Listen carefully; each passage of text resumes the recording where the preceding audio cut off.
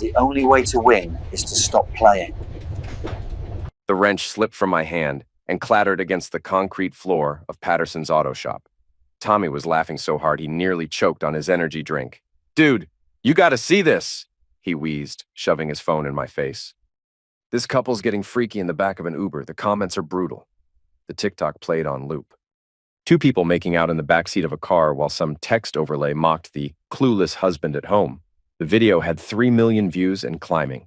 I wiped my greasy hands on my coveralls and looked closer. Something about the background caught my eye.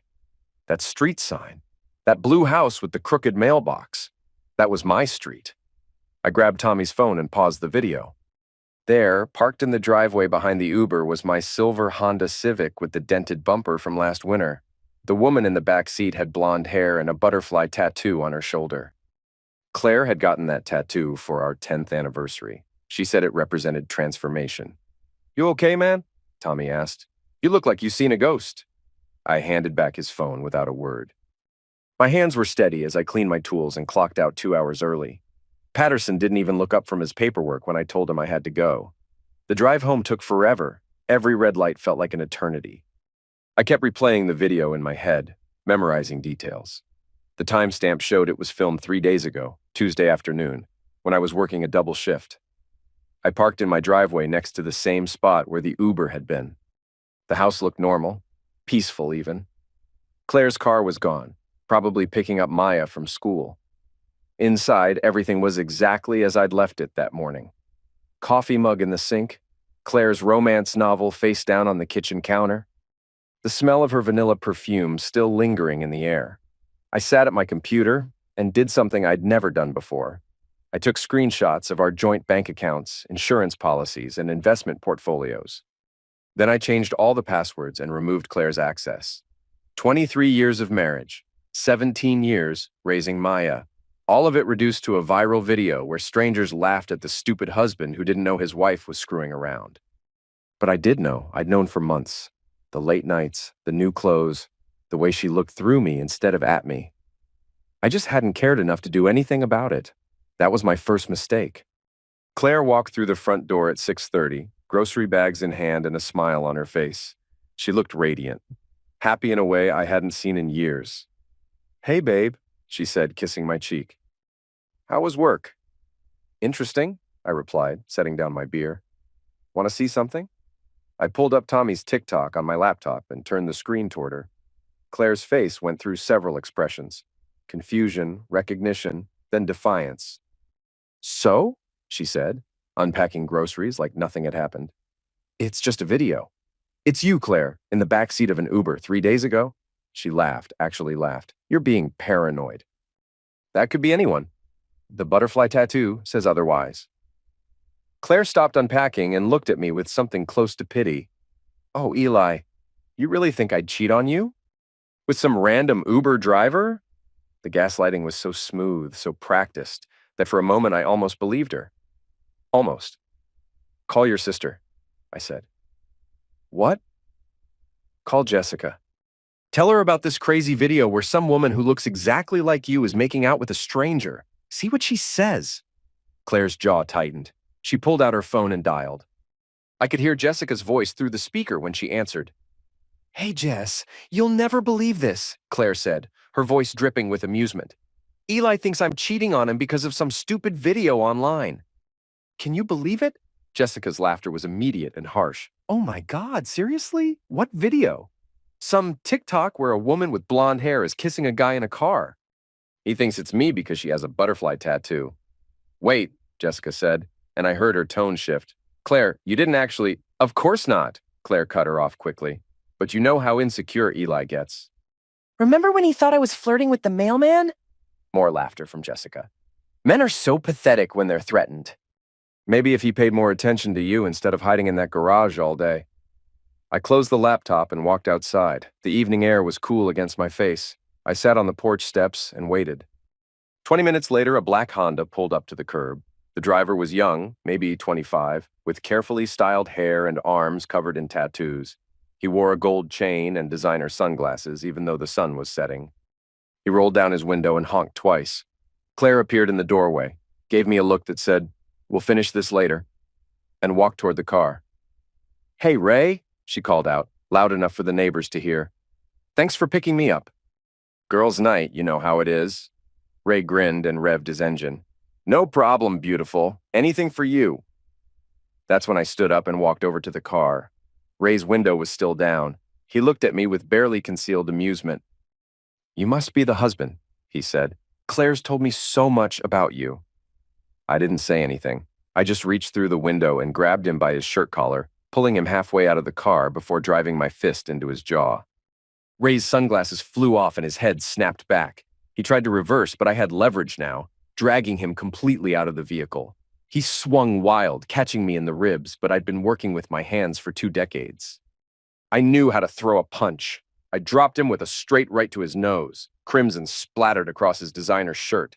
He tried to get up, swinging desperately, but I caught his wrist and twisted until he screamed. "Eli, stop!" Claire was yelling from somewhere behind me. "What the hell is wrong with you?" Neighbors were coming out of their houses now. Mrs. Patterson from across the street, the college kids from next door. All of them staring as Ray crawled back toward his car, life fluid streaming from his nose. "You're crazy, man," Ray gasped, fumbling for his keys. "Absolutely psychotic." "Maybe," I said, loud enough for everyone to hear. "But I'm just getting started."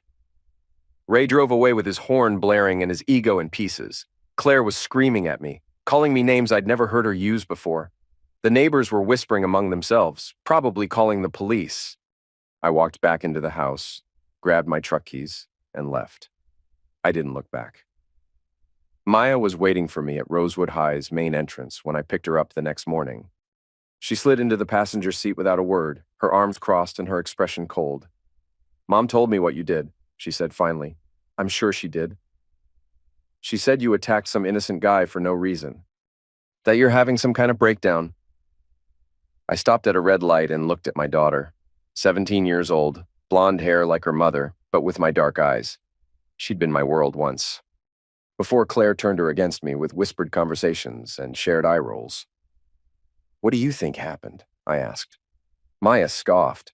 "I think you're embarrassing. Mom deserves better than some paranoid loser who can't handle his wife having friends." The light turned green. I drove in silence for several blocks before pulling into the parking lot of Danny's Diner. It was Claire's favorite restaurant, the place we'd had our first date 24 years ago. "Why are we stopping here?" Maya asked. "Because your mother and her sister are inside having breakfast. And I want you to hear something."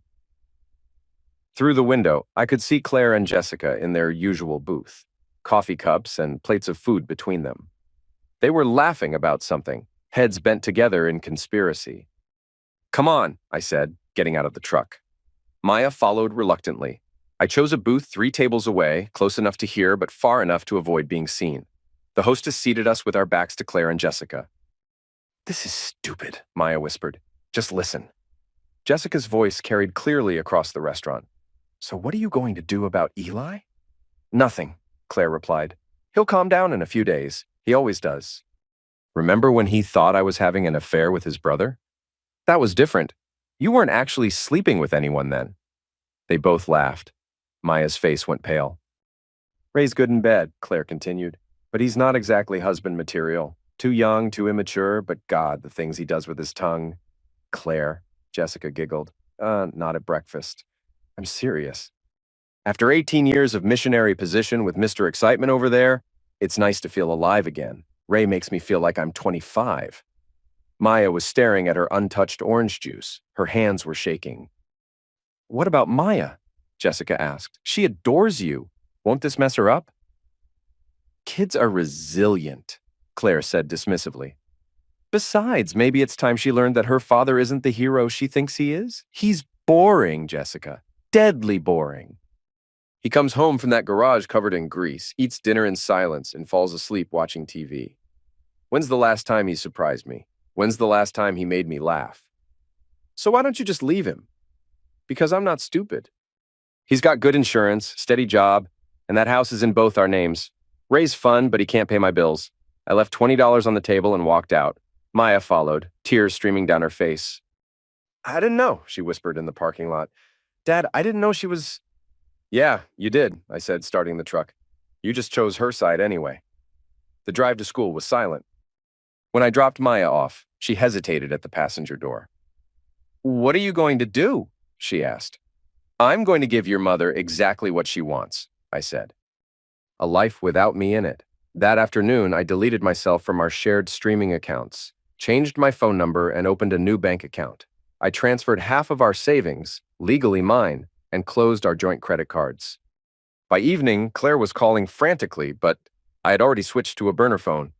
The old Eli was gone. What remained was something colder, more focused, something dangerous. Rico's ink was tucked between a pawn shop and a taco stand on the rough side of town. I'd known Rico since we were kids, back when we used to steal bicycles and sell them for candy money. Now he owned the most respected tattoo parlor in the city. "Eli Moreno," he said, looking up from a client's arm. "Haven't seen you in forever, man. What brings you to my kingdom?" I waited while he finished a tribal design on some college kid's bicep. The shop smelled like antiseptic and cigarettes.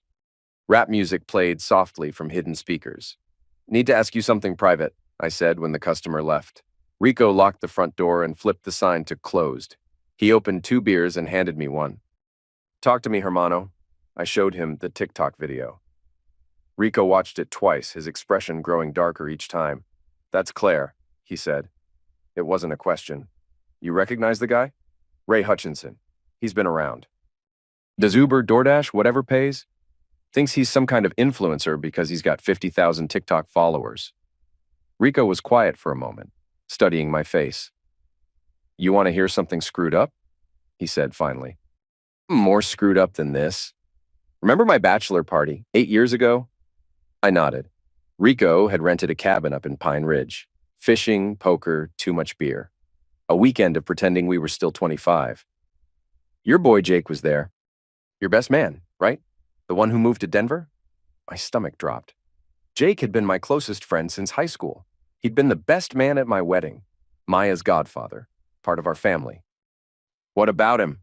Rico pulled out his phone and scrolled through old photos. He found what he was looking for and handed it to me. The picture showed the cabin's back deck. Rico and his groomsmen were playing cards around a wooden table. But in the background, barely visible through a window, 2 figures were embracing in what looked like Rico's bedroom. One was definitely Claire. I recognized her silhouette, the way she tilted her head when she kissed someone. The other was Jake. "I took this picture for the memories," Rico said quietly. "Didn't notice them until later. I never said anything because..." What was I supposed to say? "Hey, Eli, your wife was screwing your best friend at my bachelor party." I studied the photo for a long time. Claire had told me she had a headache that night and went to bed early. Jake had disappeared around the same time, claiming he needed to make some work calls. "How long?" I asked. "I don't know, man. But looking back, they were always real friendly at your barbecues." Real friendly. I handed back the phone and finished my beer. The taste was bitter, but not as bitter as the realization that I'd been played for years. "You know what this means?" Rico said. "Yeah," I replied, standing up. "It means the more they lie, the more I get to take." Rico smiled for the first time since I'd arrived. "That's the Eli I remember from the old neighborhood. What do you need?" "Information about Ray. About everyone who thinks I'm some pathetic, deceived hubby who doesn't fight back." "Consider it done." I drove home through streets that looked different now, sharper somehow. The old Eli would have confronted Claire with the photo, demanded explanations, maybe even called Jake crying about betrayal. The new Eli had better plans. The storage unit cost $200 a month and came with a roll-up door and concrete walls thick enough to muffle sound. I paid 6 months in advance, cash, using a fake name Rico had helped me create. Inside, I set up a command center that would make the FBI proud. 3 laptops, multiple phones, and enough recording equipment to stock a small studio. I'd learned electronics in the Army back when I thought I might make a career out of fixing radios and radar systems. The apartment came next, a 1-bedroom rental across town, month-to-month lease, cash deposit. The landlord didn't ask questions as long as the money was green. Installing cameras in my own house was easier than it should have been. I still had the original blueprints from when we'd bought the place. The heating system ran through every room, and the air vents were just big enough for micro cameras with wireless transmitters. Claire never noticed me working in the basement, running cable through walls I'd built with my own hands. She was too busy texting Ray and planning their next rendezvous. By the end of the week, I could monitor every room in the house from my phone. Audio and video crystal clear, automatically uploaded to cloud storage accounts Claire couldn't access or delete. The first recording session was educational. Claire brought Ray home on Thursday afternoon, 3 hours before Maya got out of school. They barely made it to the living room before tearing each other's clothes off. I watched from my storage unit, taking notes like a scientist studying lab rats. Ray was all noise and flash, the kind of lover who thought volume equaled skill. Claire seemed to enjoy the performance, but I could tell she was faking most of it. What really got to me wasn't the Zex, it was what came after. "Your husband's such a loser," Ray said, lighting a cigarette on my couch. "I can't believe you married that guy." "He wasn't always boring," Claire replied, wrapped in my favorite blanket. "When we met, he had this intensity, you know? But 20 years of marriage just eliminated it. Why don't you leave him?" "Because he's useful. He pays the mortgage, keeps my car running, provides health insurance. I'm not stupid enough to give up security for good pecker." They both laughed. Ray blew smoke toward the ceiling fan I'd installed last summer. "Besides," Claire continued, "this is more fun, the sneaking around, the risk. If I divorced him, it would just be another boring relationship." Ray sat up and grabbed his phone. "Check this out. I'm going to post about this later." He showed Claire his TikTok account. The bio read, "Living life to the fullest, your girl's favorite side piece." His most recent video was filmed in what looked like my garage. He was lip-syncing to some rap song while holding up a wrench, mocking dudes who think they're tough because they work with their hands. The caption read, "When her husband calls you bro but doesn't know you're hitting it from the back." That video had 200,000 views and thousands of comments. People were laughing at me, at my marriage, at my entire life, and I'd never even seen it. "You're terrible," Claire giggled, but she was clearly enjoying the attention. "Hey, it's not my fault he's blind. Some dudes just don't pay attention to what's theirs." Ray dressed quickly and left through the back door, probably to avoid nosy neighbors. Claire cleaned up their mess and sprayed air freshener like that would hide the smell of betrayal. I turned off my monitors and sat in the darkness of my storage unit. 23 years of marriage reduced to content for some punk's social media account.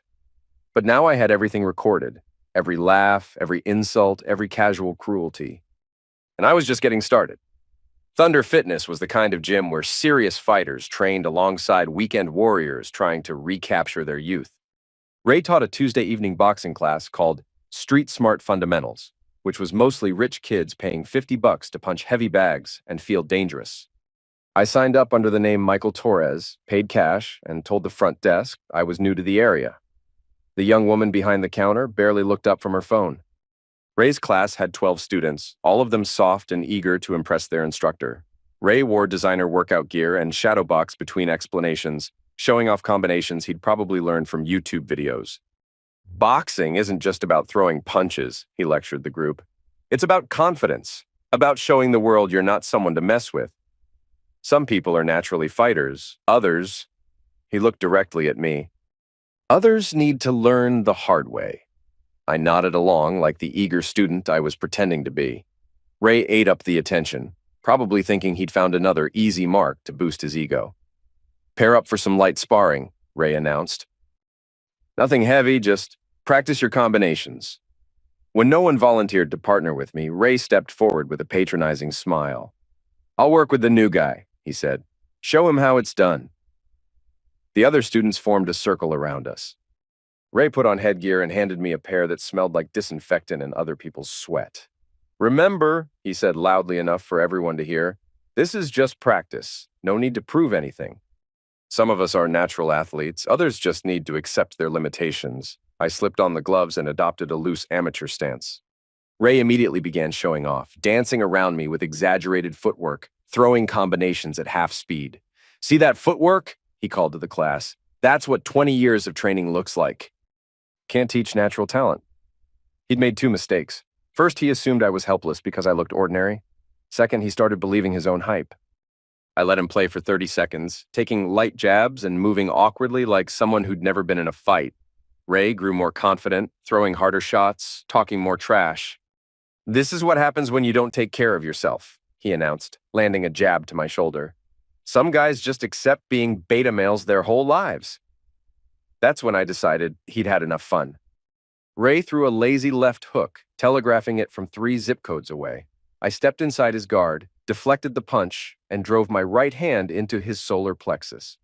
Not hard enough to cause permanent damage, but hard enough to fold him in half. As he doubled over, gasping, I grabbed the back of his head and brought my knee up toward his face.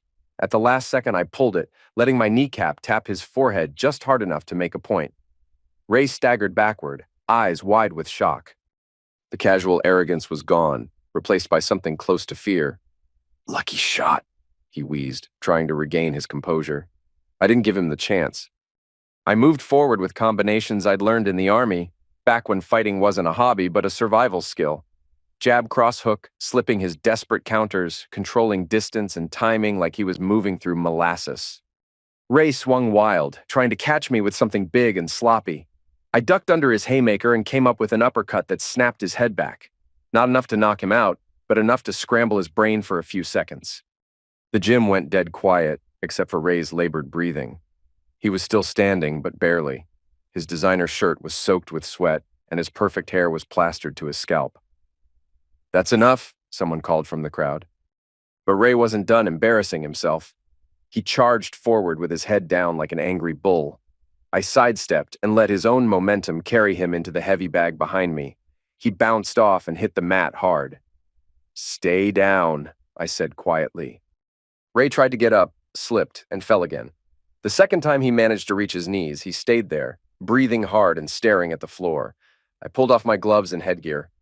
"Thanks for the lesson," I told him. Really educational. As I walked toward the exit, I heard someone behind me say, "Holy crap, did you get that on video?" Someone had. By morning, footage of Ray's humiliation was trending on local fitness forums. The comments were brutal. "Fake tough guy gets schooled. This is what happens when you believe your own hype. That old dude just ended this kid's whole career. Ray never taught another class at Thunder Fitness." Word got around that he'd been exposed as a fraud, that some random middle-aged guy had made him look like an amateur in front of his own students. But I wasn't done with him yet, not even close. Maya's social circle revolved around 3 things: cheerleading, drama club, and her mother's approval. She'd inherited Claire's need for attention and validation, but unlike her mother, she hadn't learned to hide her cruelty behind a fake smile. The video I released was surgical in its precision. No faces visible, no names mentioned, just audio of Claire making fun of Maya's birth complications while talking to Jessica at their weekly brunch. "She was such an ugly baby," Claire's voice said clearly. "All wrinkled and red with that weird cone head from the forceps. I was honestly embarrassed to show her to people. Thank God she grew out of it." Jessica's laughter was audible in the background. "You're terrible. She's beautiful now." "Now, yes, but for the first year? Jesus." I used to joke with Eli that we should have sent her back and tried again.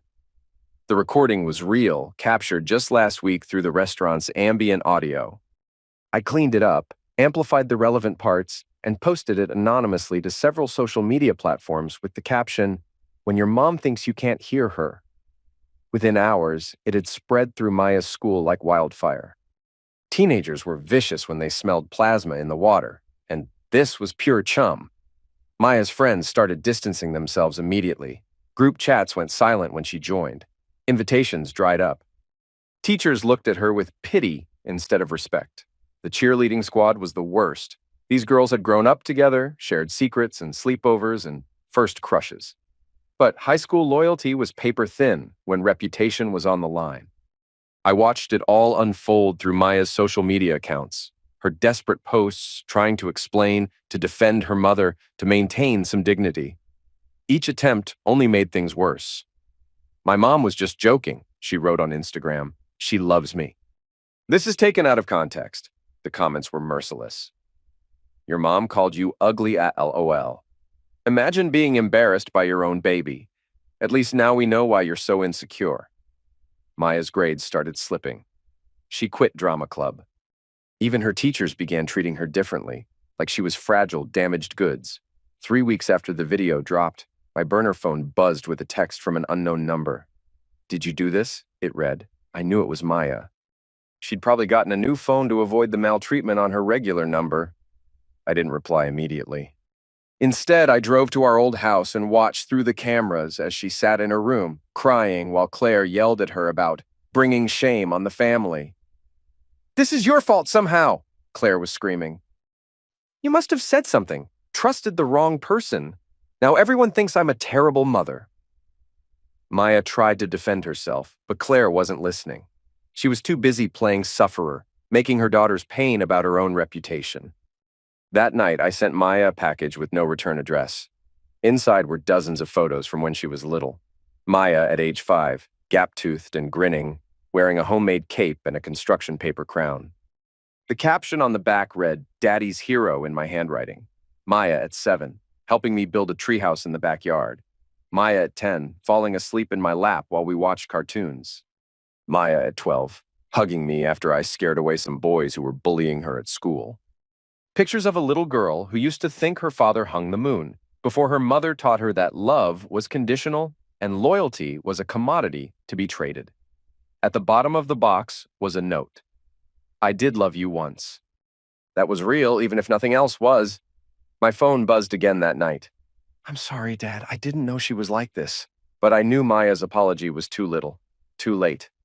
She'd chosen her side when it mattered, when standing by me would have meant standing against her mother's popularity and social status. The damage was done, to both of us. Claire thought she was reinventing herself. The viral video and Ray's humiliation had actually boosted her local profile in a twisted way. Suddenly, she was the notorious cheating wife that everyone wanted to gossip about, and Claire never met attention she didn't love. She started dressing younger, posting more on social media, talking about living authentically and not apologizing for her happiness.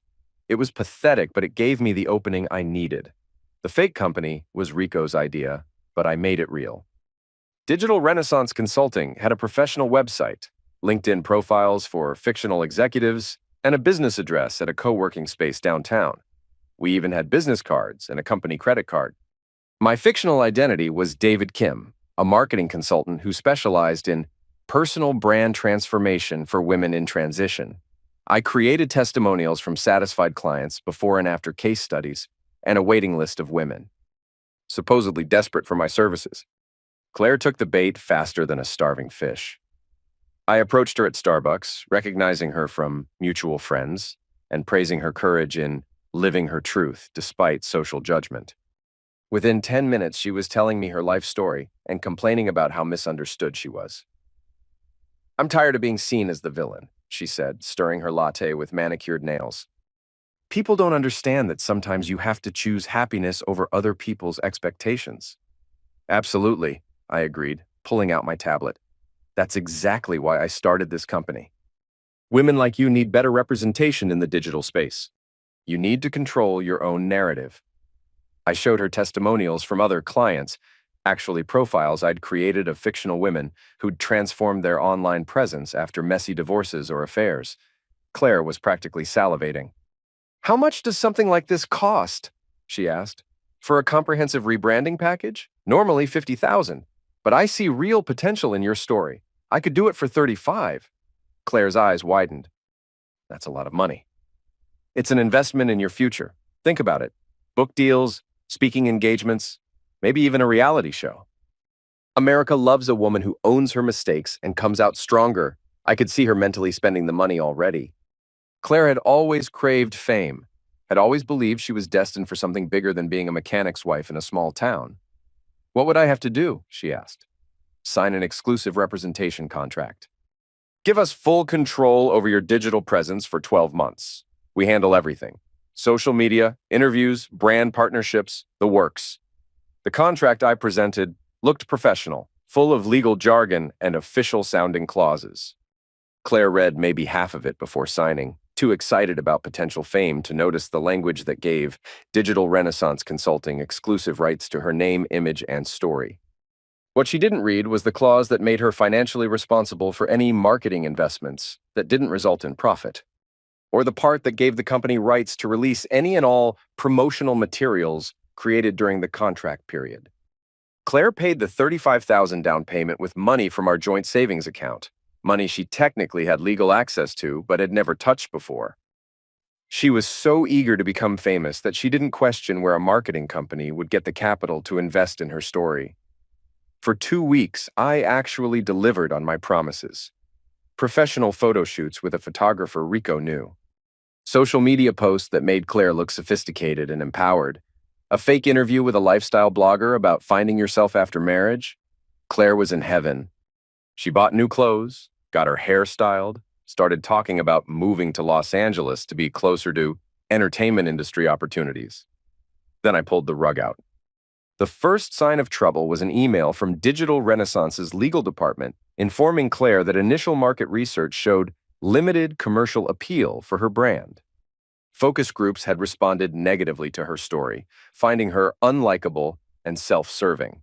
The company was terminating her contract and demanding immediate repayment of all marketing investments, which, according to the fine print, now totaled $68,000, including photographer fees, web development, and opportunity costs. Claire called the company's phone number and got a recording saying the business had been dissolved due to financial irregularities. The website went dark. The co-working space claimed they'd never heard of David Kim, but the real damage was yet to come. I released everything, the professional photos, but edited to look cheap and desperate. The interview, but with additional audio that made Claire sound delusional and narcissistic. Her signed contract, highlighting the parts that made her look greedy and gullible. The internet loved it. Here was a woman so hungry for fame that she'd paid thousands of dollars to make herself look worse. Claire became a meme, a cautionary tale, a punchline. Imagine being so desperate for attention that you pay someone to humiliate you online. This is what happens when you mistake notoriety for fame. She literally paid for her own roasting. Claire tried to fight back, claiming she'd been scammed. But the evidence showed she'd signed the contracts willingly. She'd made every decision herself, driven by greed and vanity, and the belief that her story was worth something. The mockery was relentless and global. Claire's name became synonymous with delusional entitlement. Job interviews went nowhere. Credit applications were denied. Even grocery store clerks recognized her and whispered to their coworkers. She was famous at last. Just not the way she'd imagined. Ray had been laying low since the gym incident, but ego is a powerful pill. 3 months of humiliation had only made him angrier, more desperate to prove he wasn't the fraud everyone now believed him to be. He started accepting rides in sketchy parts of town, probably hoping to find someone weaker than himself to intimidate. He began posting increasingly desperate content on social media, trying to rebuild his tough guy image with manufactured confrontations and fake beef with local influencers. That's when I decided to give him the performance opportunity he was craving. The booking came through a premium ride app, the kind wealthy clients used when they wanted discretion. VIP pickup for private event, the request read. Cash payment, $500 for 2 hours, no questions asked. Ray couldn't resist. He'd been struggling financially since losing his teaching gig at Thunder Fitness. His regular rideshare earnings weren't covering his car payments and designer lifestyle. The pickup address led him to an industrial district on the edge of town, where warehouses and auto repair shops sat dark and empty after business hours. I watched through binoculars as Ray's Honda pulled into the lot, headlights cutting through the evening shadows. He parked outside the address I'd given him and checked his phone. No additional instructions. He honked twice, then stepped out of his car to look around. That's when I approached from behind, moving quietly across the gravel lot. "Ray Hutchinson?" I called out. He turned, and I watched his face cycle through confusion, recognition, and finally fear as he realized who I was. "What the hell are you doing here?" he asked, backing toward his car. "You've been talking about me online," I said, continuing to walk toward him, calling me names, making jokes about my wife, my marriage, my life. Ray's hand was on his car door handle now. "Look, man, that was just social media bullcrap. I didn't mean anything by it." "Sure you did. You meant every word. That's why we're here." The warehouse behind us was actually Rico's uncle's place, abandoned for the past 2 years, but still equipped with electricity and running water. I'd been preparing it for weeks, setting up cameras and soundproofing and all the tools I'd need for what came next. "I don't want any trouble," Ray said. "I'll delete the videos, okay? I'll take down everything." Too late for that. Way too late. I pulled out my phone and showed him the screen. It was his own TikTok account, specifically the video where he'd mocked me while holding my wrench in my garage. Recognize this? I asked. Ray's face went pale. How did you get that footage? Same way I got footage of you screwing my wife on my couch. Same way I got audio of you calling me a deceived hubby to your friends. I've been watching Ray. Learning. Preparing. I could see him calculating his chances of reaching his car, of driving away before this conversation went somewhere he couldn't come back from. But I was already between him and escape. What do you want? He asked. Justice, I said. The kind the legal system doesn't provide for men like you. That's when Ray made his move, lunging toward his car keys. I caught his wrist and twisted, applying pressure to nerve points I'd learned in military training. He dropped to his knees with a sharp cry. Inside, I said, gesturing toward the warehouse. Ray tried to resist, but I had leverage and 20 years of physical labor on my side. I guided him through the side door and into the main floor, where I'd set up my equipment. The warehouse was mostly empty, except for a single metal chair in the center, surrounded by professional-grade lighting and camera equipment. Ray's eyes went wide when he saw the setup. You're insane, he whispered. Maybe, but I'm thorough. I zip-tied his hands behind the chair and positioned him under the lights. Ray struggled at first, but the restraints were military-grade and properly applied. He wasn't going anywhere. Here's what's going to happen, I explained, adjusting camera angles. You're going to tell the truth. About my wife, about me, about the lies you've been spreading online, and then you're going to experience some consequences. This is abducting, Ray said. You'll go to prison. Will I? You came here voluntarily responding to a ride request. No one forced you. And when this is over, you'll be free to leave. Embarrassed, but free. I started recording and pulled up Ray's social media accounts on a tablet. Let's begin with this one, I said, showing him the video where he'd called me a beta male. Explain to your followers what that was really about.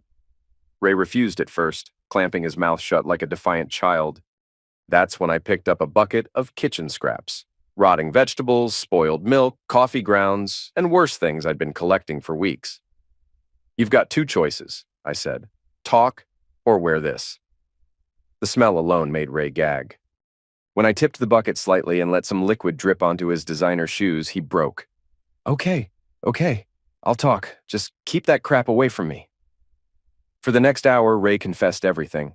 The affair with Claire, the videos mocking me, his plan to humiliate me publicly while sleeping with my wife, how he and Claire had laughed about my ignorance, my trusting nature, my failure as a husband, but confession wasn't punishment enough. I dumped the bucket over his head slowly, letting the rotten mixture soak into his hair and clothes. Ray screamed and thrashed, but the restraints held firm. The smell was overwhelming, like a dumpster in August heat. This is what you are, I told him, recording every second. Garbage, filth, a parasite who feeds on other people's trust. Ray was crying now, snot and tears mixing with the organic waste dripping down his face. His expensive clothes were ruined, his perfectly styled hair plastered with coffee grounds and vegetable peelings. Please, he sobbed. I'm sorry, I'm really sorry. Sorry you got caught, sorry you're facing consequences. But not sorry for what you did.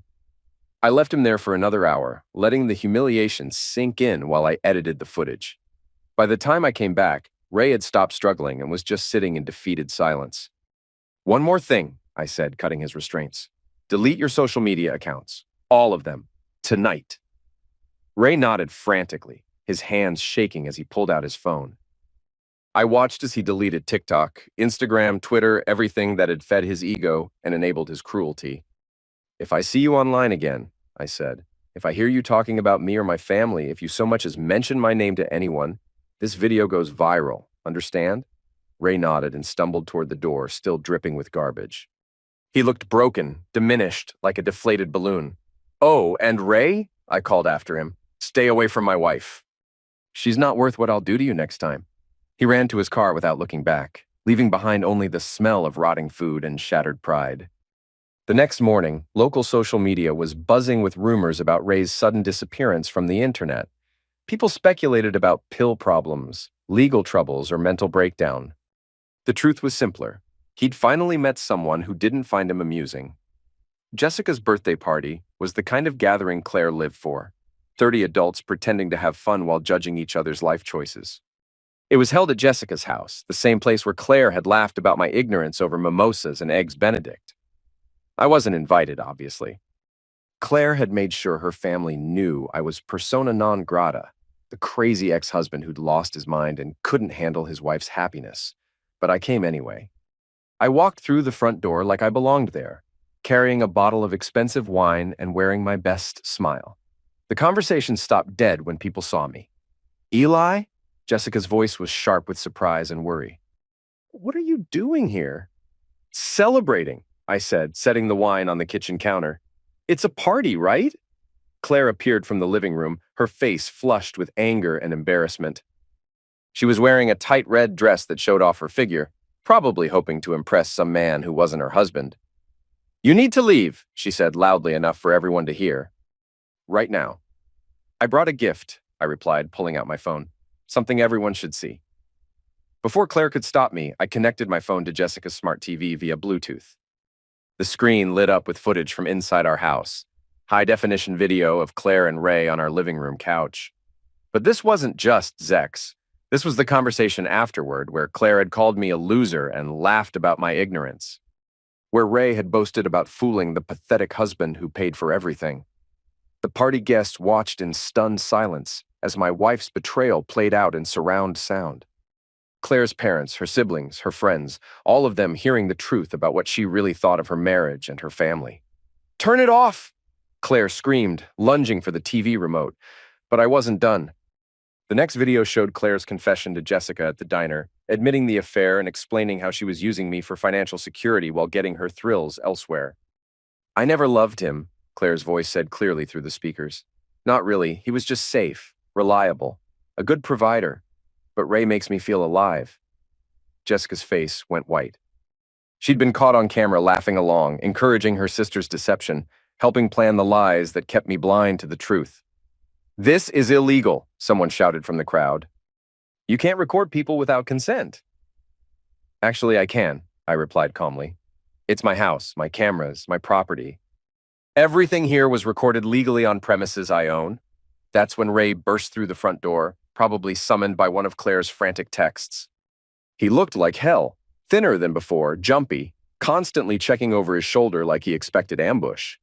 What the hell is going on? He demanded, then stopped short when he saw me. The entire party turned to look at him. These suburban professionals had heard about Ray through gossip and social media, but seeing him in person was different. He looked smaller somehow, diminished by weeks of hiding and paranoia. Ray, Claire called out, relief flooding her voice. Thank God you're here. Eli's completely lost his mind. He's showing private videos to everyone. Ray's eyes darted between me and the TV screen, which was now showing footage of him bragging about sleeping with another man's wife. You son of a witch, he said, taking a step toward me. Careful, I warned. Remember what happened last time you tried to fight me? But Ray was desperate now, cornered and humiliated in front of an audience. He swung wild, telegraphing his punch like he'd learned nothing from our previous encounter. I caught his wrist, twisted, and used his own momentum to send him crashing into Jessica's dining room table. Plates and glasses shattered, expensive wine spilling across the white tablecloth. Ray tried to get up, slipped on the wet floor, and went down hard. This time he stayed down, breathing heavily and staring at the ceiling. Jesus Christ, Eli! Jessica shouted.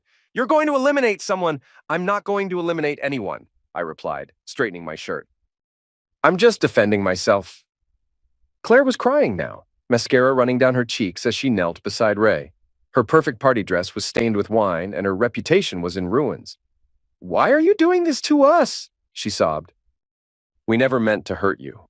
Yes, you did, I said. You planned it. You enjoyed it. You laughed about it with your friends. The only thing you regret is getting caught. Claire's parents stood in the doorway, looking older than their years. Her father had always liked me, had treated me like the son he'd never had. Now he couldn't meet my eyes. Pack your things, he told Claire quietly. You can't stay here anymore. Daddy, please, Claire begged. It's not what it looks like. It's exactly what it looks like, her mother said coldly. We saw the videos. We heard what you said about your family, about us, about Maya. The mention of our daughter made Claire flinch. Maya wasn't at the party. She was probably hiding in her room, avoiding the social fallout from her mother's public humiliation.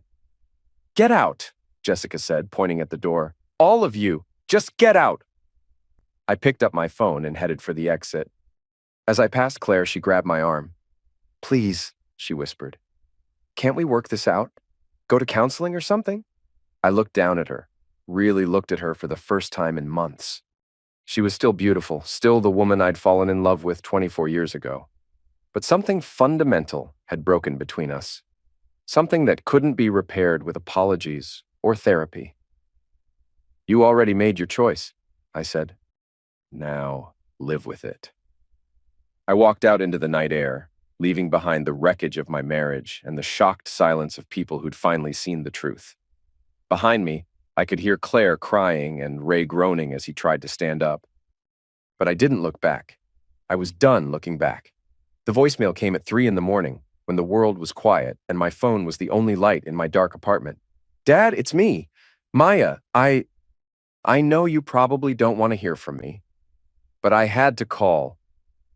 Her voice was shaky, younger than her 17 years. I could hear traffic in the background like she was calling from a parking lot or street corner. I saw the videos. Everyone's seen them. Mom's staying with Aunt Jessica, but they had a huge fight, and now she's talking about moving in with some friend I've never met. Ray's gone, just disappeared after that party. Nobody's seen him for weeks. There was a long pause, filled with static and the distant sound of cars passing. I know I was awful to you. I know I chose her side when I should have. When I should have seen what was really happening. But I was scared, Dad. Scared of losing her, scared of being alone. Mom always made everything about her, you know? If you didn't agree with her, if you questioned her, she'd shut you out completely. I sat up in bed, phone pressed to my ear, listening to my daughter's confession in the darkness. She's different now, angry all the time, paranoid. She keeps saying you ruined her life, that you're some kind of monster. But I remember who you were before all this started. You never yelled at me, never made me feel stupid or worthless. You were just there, steady. Safe. Maya's voice cracked on that last word. I'm sorry, Dad. I'm so sorry for everything I said, everything I did. I know you probably hate me now and I deserve it. But I wanted you to know that I remember. I remember building that treehouse, and the time you scared away those bullies, and how you used to read me stories when I couldn't sleep. Another pause. Longer this time. I don't know where you are or what you're planning to do next, but if there's any part of you that still loves me, could you maybe call me back? I miss you. I miss having a dad. The voicemail ended with a soft click, leaving me alone with the silence and the weight of 17 years of fatherhood. I didn't call back immediately. Instead, I sat in the darkness thinking about choices and consequences, about the difference between justice and revenge, about whether love could survive betrayal. 3 days later, I left a package on Maya's doorstep. Inside was her old artwork from kindergarten. Crayon drawings of our family, stick figures holding hands under a yellow sun. Pictures of a little girl who'd drawn her daddy as the tallest figure, the one standing between her and the world. At the bottom was a photo I'd kept in my wallet for 12 years. Maya at age 5, wearing a paper crown she'd made in art class and a cape fashioned from one of my old work shirts. On the back, in my handwriting, Daddy's hero. There was no note, no explanation. Just evidence of a time when love was simple and trust was absolute. Maya called that night, crying so hard she could barely speak. I found the package, she managed between sobs. I remember that day. I remember making that crown, and you said I looked like a real princess. You did, I said quietly. It was the first time I'd spoken to her in months. Are you ever coming home? The question hung in the air between us, loaded with hope and fear and the knowledge that some things, once broken, couldn't be put back together. I don't think so, sweetheart. Because of what I did? Because of what we all did. Because home isn't a place anymore. It's people who trust each other, and we lost that somewhere along the way. Maya cried harder. I want to fix it. I want to make it right. Some things can't be fixed, but that doesn't mean they weren't real. You were the best thing in my life for 17 years. That doesn't change just because everything else fell apart. We talked for another hour, carefully navigating around the wreckage of our family. Maya told me about school, about friends who'd drifted away during the scandal, about nights when she lay awake wondering if she'd made the right choices. I told her about my new apartment, about starting over at 46, about learning to live with the person I'd become. "Will I see you again?" she asked as the conversation wound down. "Maybe. When you're older, when you're ready to see me as I really am, instead of as the father you remember or the villain your mother painted." "I already see you," Maya said. "I see you now." But I wasn't sure she did. I wasn't sure anyone could see the man I'd become. Not hero, not villain, just someone who'd learned that love without respect was just another form of slow poison. After we hung up, I sat in my apartment thinking about the child who called me her hero and the teenager who'd chosen her mother's lies over her father's silence. Maybe someday we'd find our way back to each other.